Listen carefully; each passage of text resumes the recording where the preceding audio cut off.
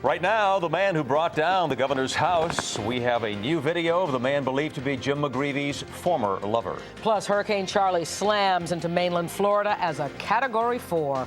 Good afternoon, everybody. I'm Roz Abrams. I'm Ernie Anastas. Charlie has hit the Florida mainland and packing winds of 150 miles per hour. The Category 4 storm hit land just a short time ago. For more now on the hurricane's path and how it might affect the weather here in our area, here's meteorologist John Bellaris. John. Yeah, Ernie, Hurricane Charlie, you can see it right there. That is Port Charlotte, a little bit early, about maybe 2-3 hours ago, maybe 2 hours ago, as it started to make a land strike into that harbor, Port Charlotte, on the west coast of Florida. I can tell you that is not during the full impact zone because you're not going to be able to stand with a Category 4 hurricane moving into the harbor because the winds were in excess of 145, gusting to 175 miles per hour, capable of extreme damage. Now let's check out exactly where that eye is as we take a look at Storm Tracker. There is Port Charlotte right there. Fort Myers here. It made a little bit of a jog just west of Fort Myers, went right over Sanibel Island. Captiva right here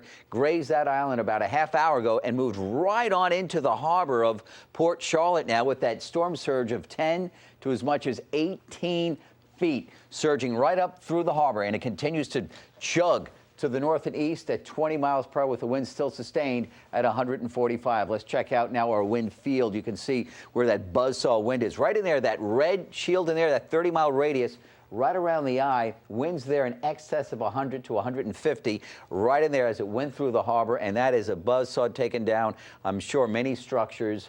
The harbor must be a mess, and some of the roof collapse as well. That's quite likely with a Category 4 hurricane as it continues to move on to the north and east. Keep in mind this blue, light blue, those are hurricane force winds which will sweep across Florida towards Orlando over the next several hours with Hurricane Charlie. Right now, Category 4 winds remain at 145. It's moving right through the harbor, and again, a Category 4 means winds in excess of 130 with extreme damage. We'll have more details what it means for us in a little bit. Roz and Ernie.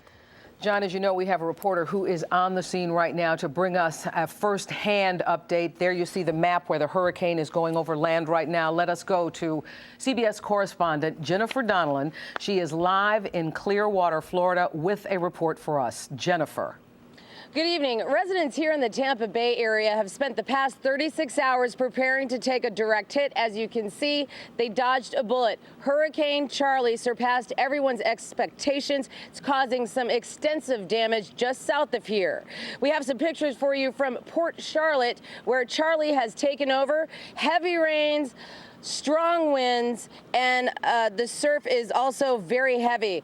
Hurricane Charlie expected to make a diagonal track across Florida. The governor estimating that the storm is going to cost the state $15 billion in damage. Now, Charlie is expected to reemerge in the Atlantic Ocean at midnight Eastern time, and then it is expected to make a second landfall sometime early tomorrow morning in South Carolina.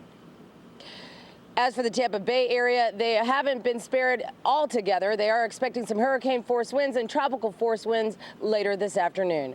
Reporting live in Charlotte, I'm Jennifer Donnellan. Now back to you. Thank you, Jennifer. Stay with CBS 2, of course, for the very latest on this storm. Now to the latest on the embattled governor of New Jersey. Today, New Jersey Republican leaders demanded that James McGreevy step aside immediately instead of waiting until November.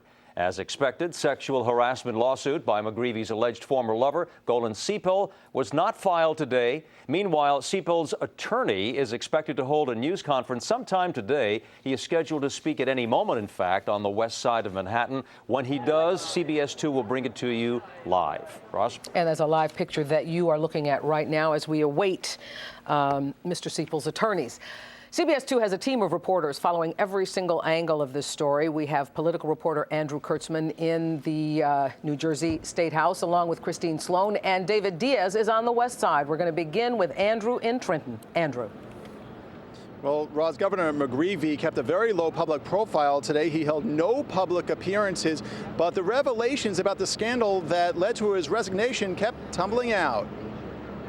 CBS 2 News has learned that Golan Siepel was minutes away from getting the $5 million he sought to keep quiet about his affair with the governor. Siepel is shown here giving an interview in Hebrew several years ago in Israel. Sources say a small group of wealthy friends of Jim McGreevy's came up with millions of dollars to pay Siepel not to file a sex harassment suit against McGreevy. Sources say that just minutes before his press conference, McGreevy nixed the deal and resigned. I have decided the right course of action is to resign. To facilitate a responsible transition, my resignation will be effective on November 15th of this year. Today, the leaders of the state Republican Party demanded that McGreevy resign now, not in November as he plans. It will be extremely difficult for him and his administration to govern effectively over the course of the next 3 months. But to resign now would mean that a special election would be held. McGreevy's fellow Democrats fear that could upset John Kerry's chances of winning the state in November. Meanwhile, the governor's allies appeared on television this morning to defend him. That he was under the constant pressure here of the lawsuit that is going to be filed or was threatened to be filed, which really amounts to, legal extortion, if you will. So the questions now are, first, can Jim McGreevy hold out through November? And secondly, what details about his private dealings are still to come? Now, for the legal aspect of this, I turn to my CBS 2 colleague, Christine Sloan. Andrew, there is a 2-year statute of limitations on cases like this. Now, from what we've been told, the deadline was today, but we've also heard that perhaps the deadline is tomorrow. Either way, at 4:30 today, when the doors closed here at this civil courthouse in Trenton and Mercer County, a sheriff's officer came out to say that a lawsuit had not been filed. I understand the FBI is involved, and I understand the FBI has opened an investigation. I don't know too much more about it than that. But what Thomas Lewis does know is that civil lawsuits that allege sexual harassment can be ugly, especially one that involves a high-profile defendant like a governor. That's because he defends big companies against such lawsuits. Typically, these are very fact-sensitive lawsuits. Typically, they will have very detailed allegations as to what happened, when it happened, how it happened, dates of when it happened. It's going to read like a soap opera novel, I have no doubt. Aides close to the governor say Golan Siepel, the man sources say was Governor James McGreevy's lover, threatened a lawsuit if the governor didn't give him millions of dollars. Federal sources say those allegations are being taken very seriously. It's a fine line between what is negotiating to eradicate a lawsuit and what is extortion. And I think that's the ultimate question here that the criminal authorities will have to decide. But many Republicans say there should be an investigation of the governor's conduct while in office. Apparently, 4 months after 9/11, he nominates somebody to be head of Homeland Security with no qualifications, who can't get an FBI security clearance. We now learn, supposedly, that it was his gay lover. I'm almost certain that there is an investigation taking place as we speak, only by what I hear, the quote-unquote inside information, and what I read. And today, the governor nor anyone in his office commented on this. Now, cases like this don't have the same burden of proof as a criminal one, so the scale is tipped in favor of the plaintiff. We will have to wait and see what happens. That is a story out here live in Trenton. Christine Sloan, CBS 2 News. Back to you. Thank you, Christine. And of course, the reaction to Governor McGreevy's bombshell revelation continues to be supportive. During his weekly radio address, Mayor Bloomberg today offered some words of compassion for the New Jersey governor and for his family. I feel sorry for Jim and for the family. I've met him a few times, and he's always been very pleasant, and he's been helpful. And when we've done things together for Port Authority, 9/11 projects, and I'll just leave it at that. We are learning more about the man who caused Governor McGreevy to step down. CBS 2's David Diaz joins us from the west side with a closer look at McGreevy's alleged lover, Golan Siepel. David. Yes, Roz, and you know, when Governor McGreevy nominated Golan Siepel to be head of the state's Homeland Security Department without so much as a background check, a reporter in Trenton asked the governor about rumors that he and Siepel were involved in a sexual relationship. Governor McGreevy at the time replied, "Don't be ridiculous." Well, today many see that relationship as the only logical explanation for the governor's persistent attempts to push Siepel to top positions in his administration. In this exclusive video, we see Golan Sipel when he worked as a spokesman for an Israeli village. It was during that time that the then mayor Jim McGreevey met Sipel, and soon after that the Israeli native came to America and became involved with McGreevey's campaign. But it wasn't until McGreevey had become governor in 2002 that his friend Golan Sipel began raising questions. That happened when McGreevey nominated Sipel to become head of the state's Department of Homeland Security. Well, I was the Republican leader in the Assembly. Paul DiGiattano had also introduced the bill setting up the department. And a strange thing happened when the legislature began looking into Sipel's qualifications. It became pretty evident that there was not very much in the way of background for this gentleman, certainly not any experience in this area. Furthermore, Sipel, not being an American citizen, disqualified him from receiving federal security briefings. And when the nomination fell on its face, McGreevey nominated him for a special advisor position at the same $110,000 he would have made in the other job. From the very beginning, it kind of raised our suspicions, and quite frankly, the rumor mill in the State House was pretty rampant about what the reasoning was. Well, that there was some relationship, and yes, the rumor was that there was a gay relationship. Sipel moved on to high-paying lobbying and public relations jobs, allegedly arranged by McGreevey and the governor's big fundraiser, Charles Kushner, who is now under investigation for fraud. And to this day, questions remain about the governor's judgment in trying to put Sipel as head of Homeland Security. Had he actually named Golan Sipel to the position of Director of Homeland Security for the state of New Jersey, I think that would have jeopardized the security of the people of the state. Okay, now the questions about Sipel's backgrounds included his past work for the Israeli consulate here in New York, where, according to the governor, he had been the chief spokesman and had been working on counterterrorism. The consulate had denied that, said he did work as an information officer there, but just one among several and had no chief position. He was in the Navy, but again, according to the Israeli Defense Forces, he actually served as someone who was doing a lot of paper pushing, certainly did not work in any terrorism or counterterrorism capacities. We're live on the West Side. David Diaz, CBS 2 News. Back to you. Thank you very much, David. And Richard Cody, the man who will take over when Governor McGreevey steps down in November, spent the day meeting with top lawmakers and planning for the future. CBS 2's John Slattery spoke with him. He's joining us right now with more details on this for us. John.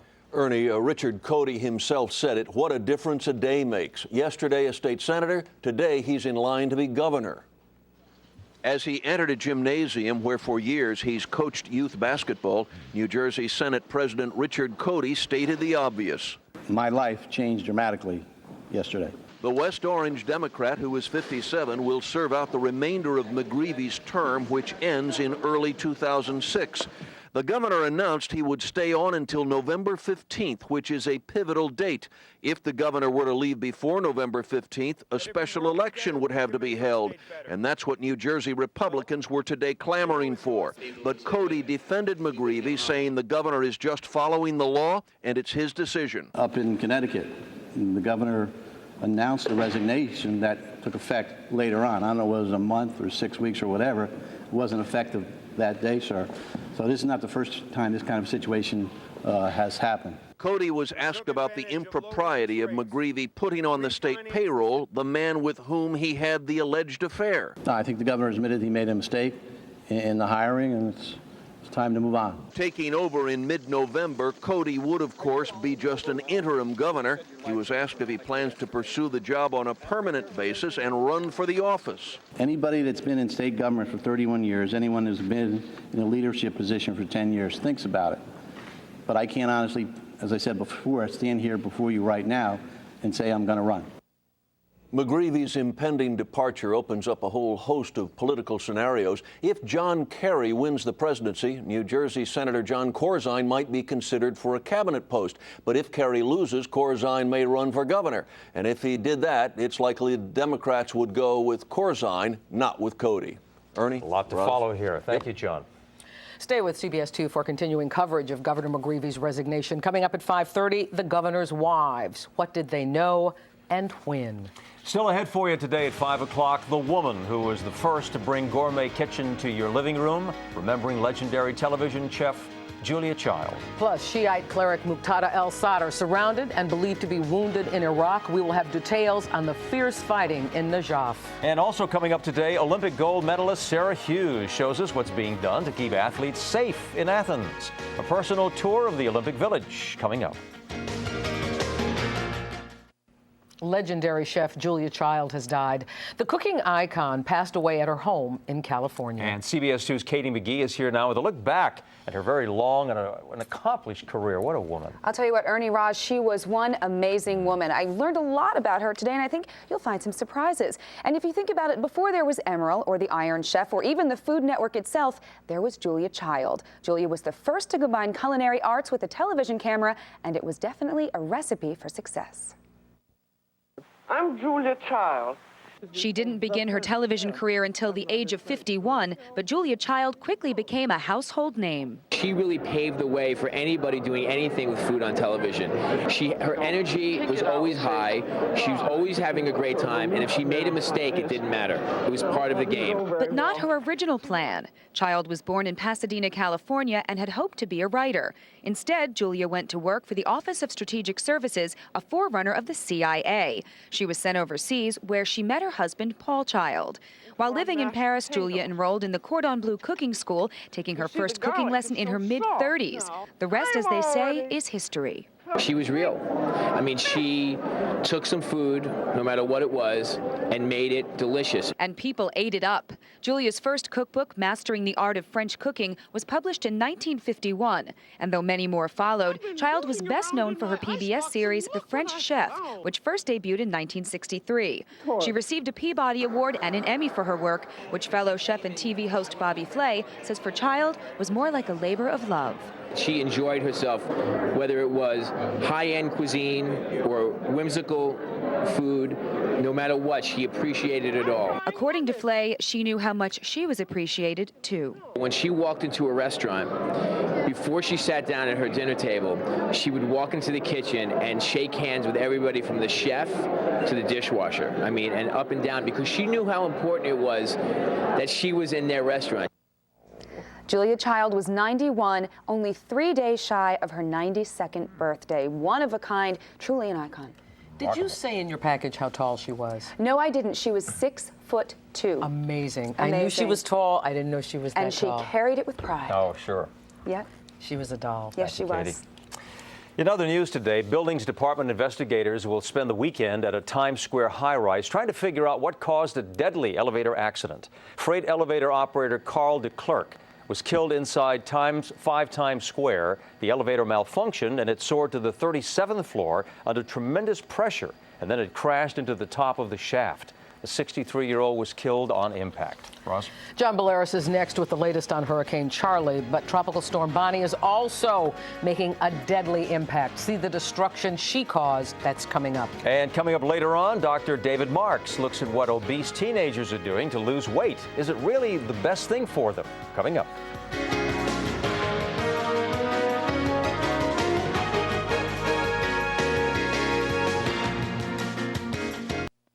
Packing winds as high as 145 miles per hour.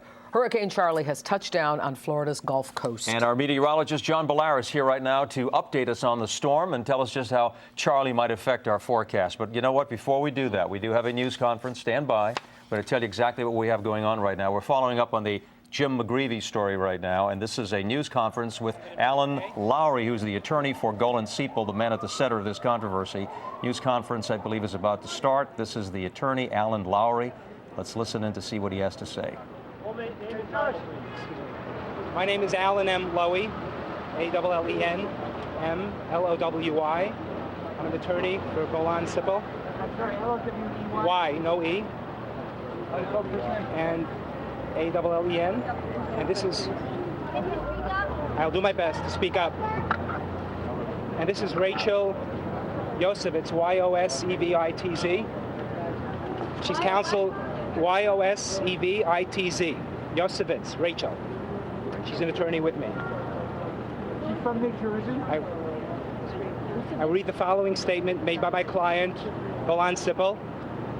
Mr. Sepel is not able to be present at this time. Following the reading of a statement, I will say a few brief words. his statement. It is with a sense of relief that I make this public statement in response to Governor McGreevy's resignation and recent certain statements and inferences made by his administration about me. While employed by one of the most powerful politicians in the country, New Jersey Governor McGreevy, I was the victim of repeated sexual advances by him. Such conduct and Mr. McGreevy's behavior caused me such emotional distress and turmoil. I often wonder why I did not have the strength to disentangle myself from such an oppressive environment and from such a manipulative person. But I've come to understand that I was a victim. And just as importantly, I was the victim whose oppressor was one of the most powerful politicians who made sure to let me know that my future was in his hands. Therefore, I've come to realize that my lack of strength was understandable. When I finally dared to reject Governor McGreevy's advances, the retaliatory actions taken by him and members of his administration were nothing short of abuse and intimidation. After a long period of pain and introspection, I realized that in order to move forward with my life, I needed to put this behind me. But the only way to do this was to have Governor McGreevy take responsibility publicly for his horrible actions, which he did by resigning from public office. I am somewhat vindicated to see the person who abused his power take responsibility for the harm he has caused, and sincerely hope that this situation will serve to encourage women and men, victims, to not be afraid to take action against individuals in positions of power who oppress and harass those subordinate to them. Finally, I would like to thank the hundreds of people who have been so supportive of me over the past 24 hours from everywhere in the world, and especially those from the great state of New Jersey. Are you filing a lawsuit, sir? And now for a few of my own words. While we regret that the governor felt compelled until today to lead a double life, Can you speak up, sir? Sorry. I will start from the beginning. Thank you. These are my own words. While we regret that the governor felt compelled until yesterday to lead a double life, the fact remains that he used his official position to repeatedly victimize my client. It was only at the insistence of the governor's representatives that I agreed to meet with them before filing a lawsuit. To hear their unfounded and baseless allegations of this supposed, and I quote, extortion made by the governor's representatives is to make my client a double victim. First, his sexual harassment by the governor, and now is a victim of an attempted smear campaign. Our only goal was to obtain justice. In fact, it was Mr. McGreevy's representatives who, without provocation, offered a sum of money to make my client go away. But money was never the ultimate goal in my client's search for justice. It was hearing the governor's words, and I quote, given the circumstances surrounding of what the governor self-servingly refers to as the affair, I have decided the right course of action is to resign, that my client felt somewhat vindicated. What the future will hold with regard to filing a lawsuit or any other actions is something only time will tell. That's all I have to say at this point. Thank you. How much money do they offer you? So you're not filing a lawsuit right now? This is settled. Did you take the money? We have been listening to a statement just now from the attorney for Golan Sipel, stating in so many words that from his statement that his client, Golan Sipel, says that he was a victim of repeated sexual advances which caused emotional distress. He talked about the abuse and intimidation, and he said that his client now felt vindicated for the harm that had been caused by Governor McGreevy by publicly bringing this to light and also by resigning his position as governor of New Jersey. Another very interesting and important thing that came out of that news conference, according to Mr. Sipel's attorney, it was in fact the McGreevy camp who offered money in order to make this entire matter go away. He also claims that he has been the victim of a smear campaign, and as you mentioned, he does feel vindicated. However, he did not completely close the door on a possible sexual lawsuit of some sort. That was one of the questions that the reporters did give to him as he was trying to flee. And so we'll just have to see if that... we're following the story with the developments as they brew. And, of course, we did hear from Republican leaders today in New Jersey asking for the governor to step down before November, which could also set up another political situation, which could mean a special election, and what it also might mean for the November election. So there's a lot to this story. We continue to follow it for you right here on CBS 2. Greece says all is ready for tonight's opening ceremonies of the Olympic Summer Games. CBS 2 Olympic correspondent Sarah Hughes is in Athens with more on the security that's in place. Greece has a message for Americans worried about their safety. The country can provide more than adequate security. Mr. Katsoudis, the mayor's senior advisor for the city of Athens, says the city is ready in every way for the Olympic Games. Everything now is finished as far as venues, avenues, trams, metros, suburban rail, etc. And what about security? Greece has spent about $1.5 billion, the highest amount ever spent on the Games. Then you have 75,000 police and military specially trained for at least 280 different scenarios. That's compared to the 10,500 athletes representing 202 nations. You have the most elaborate system of cameras, nearly 1,500 all over Athens. You have 51 warships in waiting from the Greek War Navy, 251 airplanes of the Greek Air Force. But is it enough to calm Americans' fears? I felt very secure from the moment I got off the plane. I saw several security people around. There's been personnel around all day long. Unlike the 2002 Olympic Games, Americans are not displaying their roots for all to see. The mayor's office hopes that will change once the Games are underway. This is home for the Americans. Let them come over, even at the last minute, and enjoy unique, unparalleled games who take place in the land which did not only give birth to the Olympic ideals, but to the very ideals that created America itself.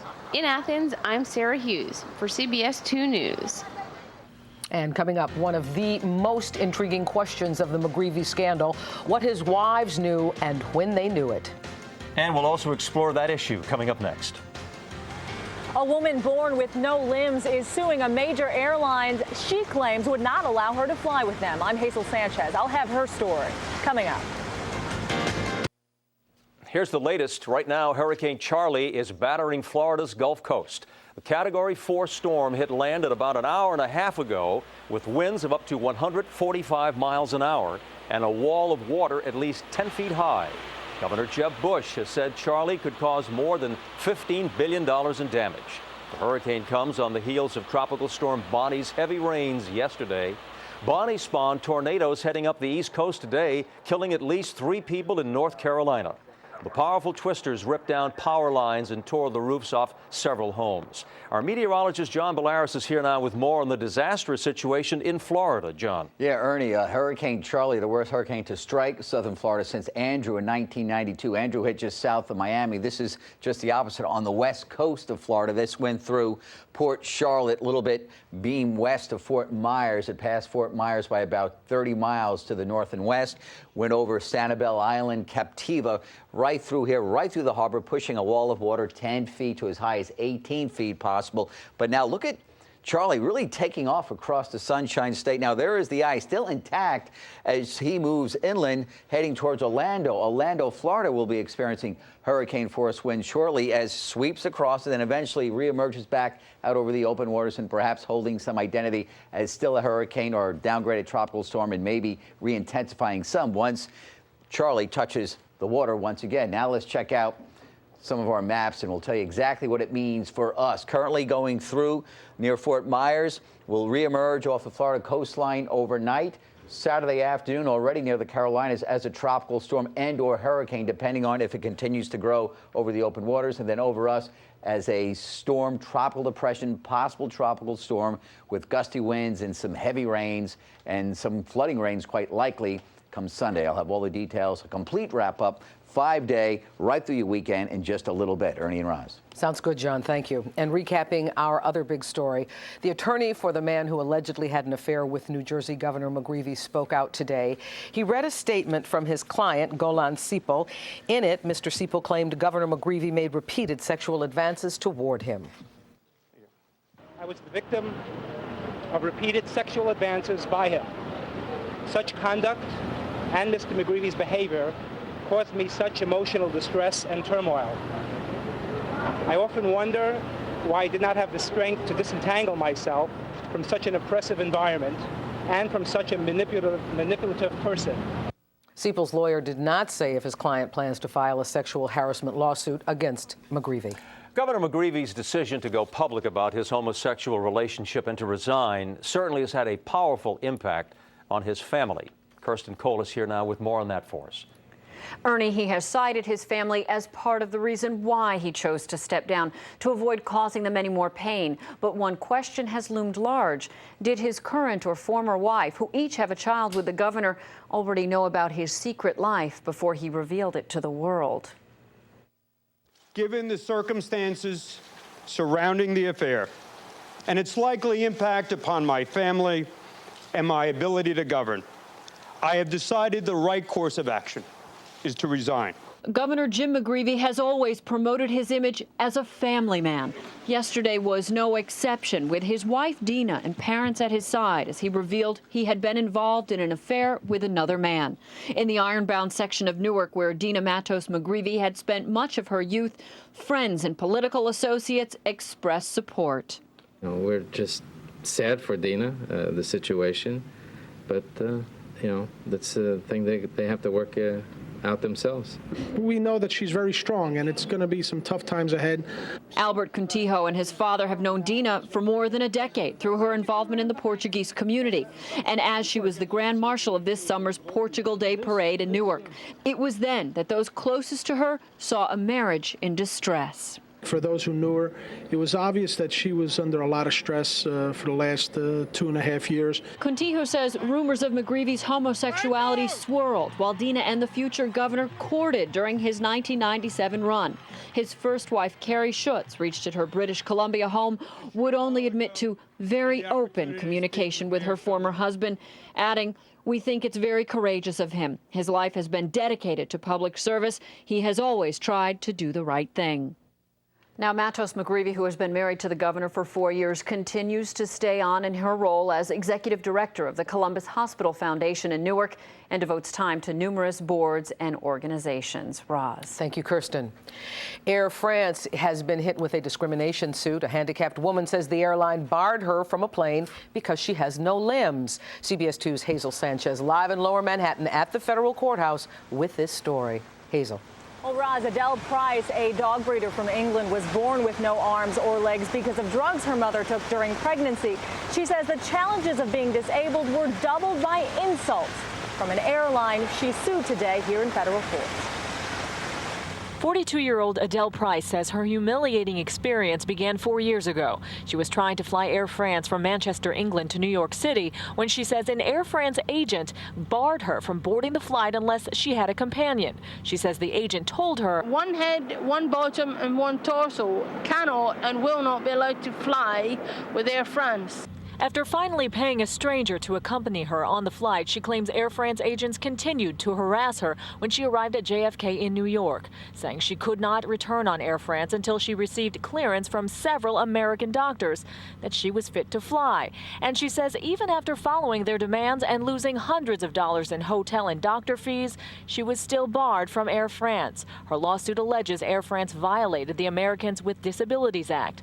She hopes to initiate global laws to protect disabled travelers. So that all disabled people have a right not to be dragged off an airplane when an airline suits them, to be able to be told that they have a right to go on a plane when they want to.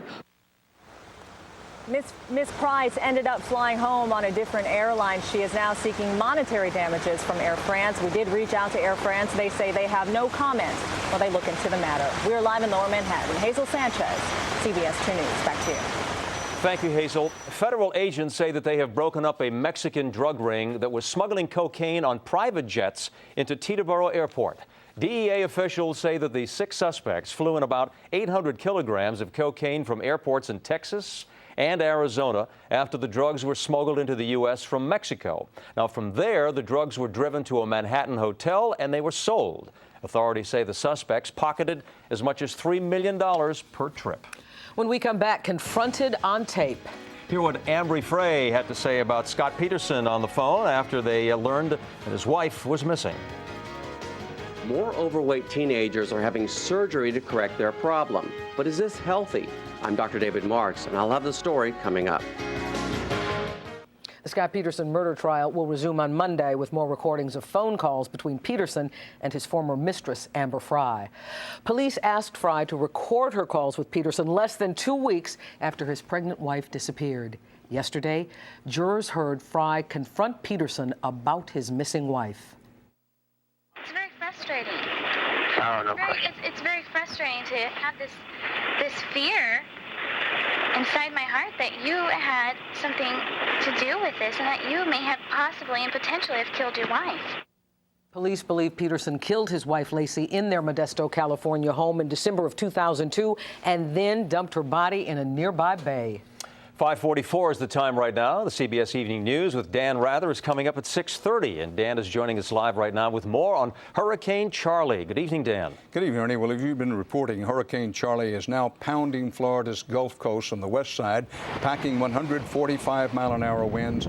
A potentially devastating storm surge is coming ashore with 2 million people under evacuation orders. We will have comprehensive live coverage and show you why this storm is surprising and worrying the experts, and why even up here in New York and places like Pennsylvania, folks should be worried about it. Also tonight, the story behind Governor Jim McGreevy's bombshell resignation. We'll have all that and a lot more coming up on the CBS Evening News, starting, of course, at 6:30. Right now, Ernie, back to you. We'll be there. Thank you, Dan. Thank you. Okay.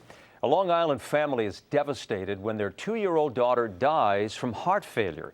And now their community is showing support by rallying together to help fight the deadly disease that took her life.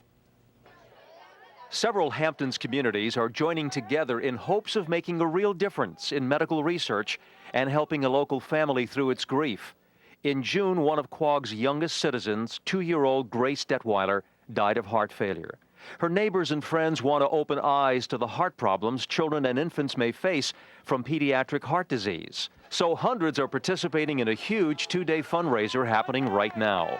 The day began with a mini marathon through the village of Quogue. And there's also a 24-hour Hoops for Heart basketball shoot going on. Money raised is going to the Babies Heart Fund located at the Columbia Presbyterian Hospital in New York. Organizers say the event just kept growing. The police department, the fire department, and all of the community services are here, just decided to join in. Just great response, and donations will be used to fund research and training of doctors. Time now for another check of the forecast. It's been busy trying to keep up on Charlie. Really made some unusual moves today. It was Category 2 this morning, not anticipated to become a Category 4. Very intense hurricane, and that really exploded this afternoon around 2 o'clock, became a Category 4. Winds this morning were like 100, 105, 110, and then all of a sudden hit some very warm waters, and it exploded. It's like putting lighter fluid on a lighter. Light a match to lighter fluid, and boom, it just exploded and became a Category 4. Winds went up to 145 from 105, and then it made a right-hand turn south of Tampa and right into Port Charlotte, a little bit north and west of Tampa on the west coast of Florida as a Category 4 hurricane, almost a Category 5 because the pressures were continuing to drop, and Charlie was intensifying as he was moving right through this harbor here with a wall of water at least 10 feet high, maybe as high as 18 feet. We'll get reports from Charlie and what has happened down there as this newscast wears on. There it is. There is Charlie now. There's that red right in there, that donut-looking thing in there. There's the eye. Winds right around that 145, 150 miles an hour as the buzz saw through Port Charlotte, now moving, slicing right across the Sunshine State. Hurricane force winds will sweep across Orlando and then will exit near Daytona Beach late tonight, early tomorrow morning, then race up the East Coast. Now let's check out weather here. Left over from Bonnie today. Temperatures now rather muggy in the mid-70s, but we still have some rain. The rain left over from once tropical storm Bonnie still kind of coming right up the coast. That's the flow. That's why Charlie's coming up the coast, flow south to north. And there you go, some heavy rain right now moving through New York City, western sections of the island, then across eastern Long Island. This will last for the next 2 to 3 hours, and then that will stop. And then we watch Charlie going through Florida and then racing up the East Coast. By Saturday afternoon, tropical storm or hurricane near the Carolinas, depending how long Charlie stays over the open waters, and then making a beeline towards New York City, just west of New York City, south and west of New York City by early Sunday morning. That means we get rain and some gusty winds. We'll break that down for you right now, exactly what to expect over the weekend. Tonight, the showers ending around 8 o'clock, 9 o'clock. Saturday, mainly dry day. Morning fog, then a mix of clouds and sunshine. Rain coming in after midnight, so your day Saturday will be all right. Sunday, some localized heavy rain, strong gusty winds, and flooding likely, depending on how Charlie holds himself together as he flies up the coast on Sunday. And coastal concerns, yes, because some of the winds still, if Charlie goes to the west, you're still on the eastern flank. That means you still have the possibility of tropical storm force winds on Sunday along the coastal sections, winds in excess of 39 with rip currents, minor beach flooding and erosion. That would be on Sunday, depending on the exact track of now Hurricane Charlie. Showers ending tonight, mild and muggy. 70 tomorrow. Dry day, some morning fog, humid, maybe an isolated storm, but nothing widespread, 83. Here comes your 5-day, and it's really after midnight Saturday into Sunday early afternoon, the main concern. We have to see the exact track of Charlie and just how significant Charlie's impact will be felt here late Saturday into Sunday. It'll depend on that exact track. If Charlie can remain over the open waters, that means a little bit stronger. Goes inland a little bit, less of an impact, but still, no matter what, we're going to get some rain and gusty winds. Yes. Okay. Thank you, sir. You're welcome. Coming up, just how far will teens go to lose weight? Dr. David Marks shows us the extreme measures that some are taking. And at 6, caught red-handed in exclusive CBS 2 video. See all the loot airport workers are accused of stealing. It's a lot. Obesity is an equal opportunity disease affecting both adults and kids. In fact, the number of obese teens has tripled in the past 20 years. Diet and exercise can help some lose weight, but as Dr. David Marks shows us now, an increasing number of teens are turning to surgery to help them lose weight. It's not fun being an obese teenager. Just ask Sally Ann Apuzzo. At 5'1", she weighed 256 pounds. I didn't have much of a social life. I felt self-conscious going out, so I wouldn't go out, and it destroyed my self-esteem. Obesity was also making her sick. She was pre-diabetic, had high blood pressure and high cholesterol levels, and she was only 15. I had tried every possible diet, and from Atkins to Weight Watchers, and none of them really seemed to work. Frustrated, Sally Ann asked to have gastric bypass surgery. The decision came as a shock to her parents. Of course, we said no. That was our first response because we were afraid. Now, some of you may say these teens are simply lazy, but experts say there are good medical reasons to operate on morbidly obese teenagers. An adolescent that's obese, once they reach 12 years old, 80% will become obese adults. So Sally Ann's parents gave in.